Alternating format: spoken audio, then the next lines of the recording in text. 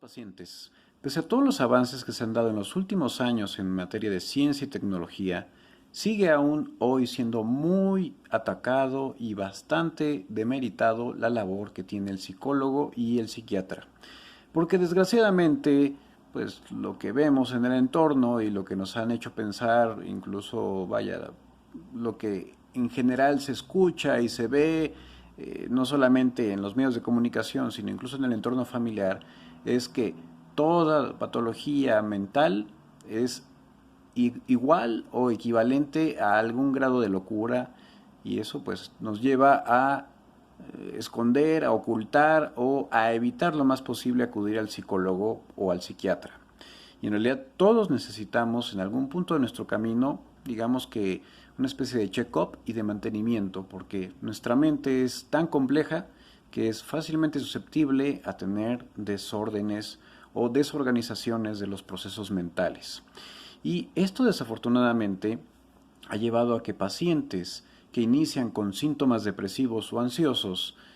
pues no sean tomados de forma adecuada, con el suficiente rigor, con la suficiente seriedad, tanto por el paciente como por sus familiares, y pues no sea otra cosa que en realidad el inicio de una forma de demencia o incluso desórdenes muy graves, como puede ser la psicosis.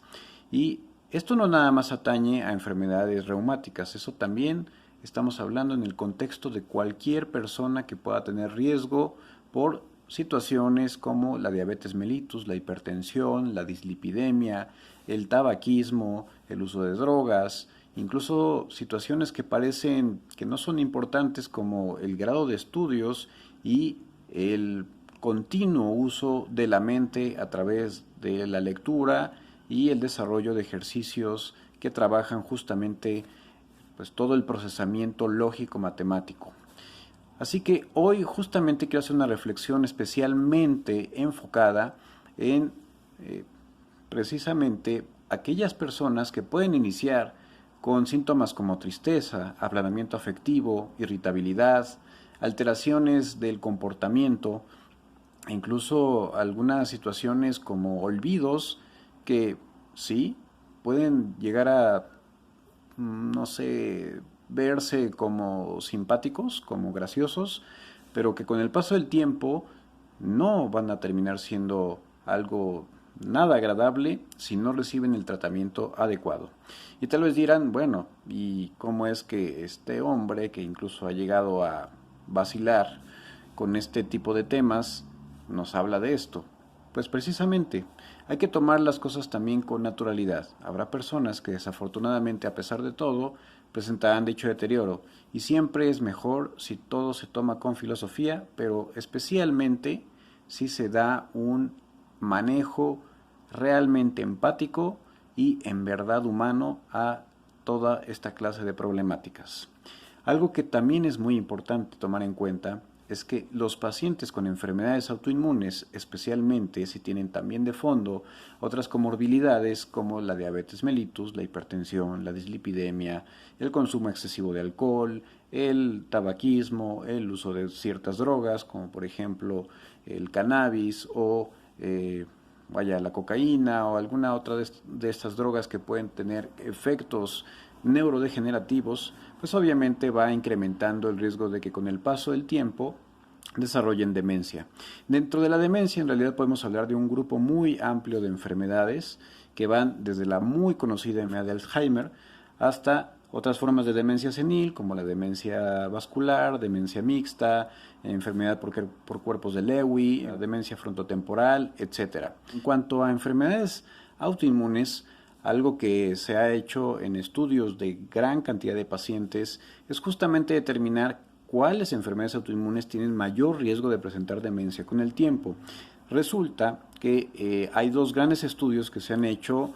y dentro de las enfermedades autoinmunes, las que mayor riesgo tienen de desarrollar esta afectación son sobre todo aquellos que tienen esclerosis múltiple, especialmente si son hombres. De hecho, interesantemente, los hombres en general, cuando tienen enfermedades autoinmunes, van a tener mucho mayor probabilidad de con el tiempo desarrollar demencia. Dentro de las otras enfermedades autoinmunes que también se han asociado al desarrollo de este complejo síndrome, especialmente de estirpe vascular, es decir, por consecuencias de la obstrucción y del daño y degeneración de los vasos sanguíneos. Son principalmente el lupus, el síndrome de Sjögren, la artritis reumatoide, la polimiositis, dermatomiositis, entre otras. Algo interesante es que el estudio llevado a cabo en el Reino Unido, que abarcó más de 1 millón de pacientes entre muchas enfermedades autoinmunes, encontraron que el lupus eritematoso sistémico tenía un riesgo importante, incluso más o menos de 49%, de desarrollar con el tiempo una demencia. Algo que no se encontró por otro lado en el estudio retrospectivo que se hizo en Taiwán, donde interesantemente el lupus era de los que menos riesgo tenía de desarrollar demencia. ¿Cómo puede explicarse eso? Bueno, lo que sí tuvieron un poco más de cuidado en esta serie que se hizo en Taiwán era ver el otro síndrome que con mucha frecuencia se puede asociar al lupus, que es justamente el síndrome de Sjögren. Y algo que es bien interesante es que el síndrome de Sjögren secundario, sobre todo si se asocia al lupus, acarrea el mayor riesgo de presentar justamente esta situación de desarrollar con el tiempo demencia, y sobre todo en aquellos que además hay una enfermedad tiroidea que no está adecuadamente controlada. El síndrome de Sjögren primario por sí mismo también tiene un importante riesgo de demencia con el tiempo, especialmente si no se da el seguimiento y tratamiento adecuado, pero es inferior a los que son secundarios. En el Sjögren primario es más o menos del 35%. En la artritis reumatoide será un 17% de incremento de dicho riesgo, y algo que es muy interesante es que pacientes que con frecuencia usan antiinflamatorios no esteroideos, como por ejemplo el ibuprofeno, el naproxeno o el celecoxib, ha sido demostrado que tiene una protección contra el desarrollo de la demencia. Y esto no significa que deban abusar de los AINES, sino que obviamente pacientes que realmente los han estado requiriendo y que por supuesto no se desarrollan otras situaciones como daño renal o daño hepático, pues el uso de antiinflamatorios como la aspirina para protección a largo plazo puede ser una buena opción, especialmente si hay historia familiar de demencia. Y en términos generales, comparado contra la población que no tiene enfermedad autoinmune, por sí mismo cualquier enfermedad de origen autoinmune, además de estas que comenté, por ejemplo la anemia perniciosa, el pénfigo, la enfermedad celíaca, la enfermedad de Crohn, el CUSI, etcétera, acarrean un riesgo de 20% mayor de desarrollar enfermedad cerebrovascular de pequeño vaso, o sea, son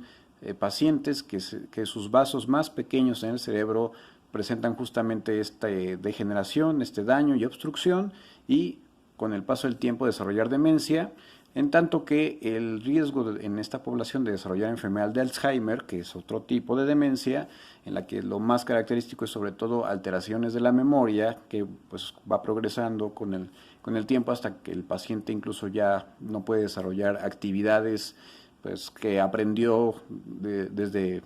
a lo largo de su vida, es del 6 al 9%.